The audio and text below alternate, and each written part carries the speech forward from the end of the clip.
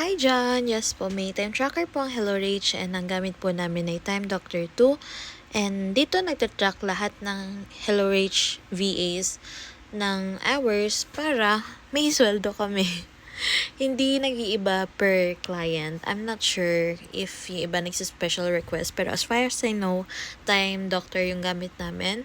And then, kung tinatanong yung iba, paano kapag simple lang yung task mo, chill lang yung task mo, tapos the rest of the hours ay paid ka, tatambay ka na lang ba, hintayin mo bang mag-pop up yung parang, are you still working? Tapos pag hindi mo napindot kasi wala ka naman ng ginagawa, magsa-stop siya. I believe meron silang special arrangement. So, yung iba nagsisend ng form, yung iba fix yung sweldo nila. So, may mga ganun. Ito naman, kung may gagawin ka naman buong araw, like for the whole 8 hours, hindi naman siya issue for me. Hindi ko kasi alam kung ba't yung iba sinasabing red flag daw kapag may time tracker.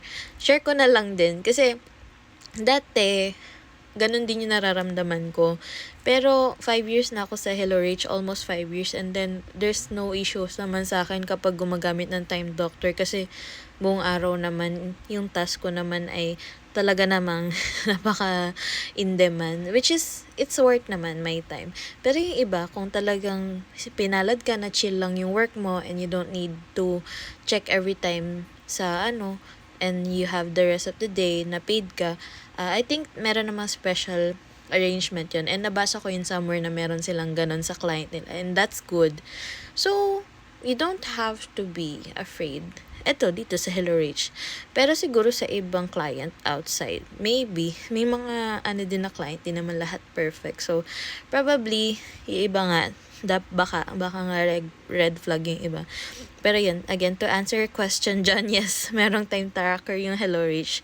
Sorry, may mga additionals lang ako. Thank you!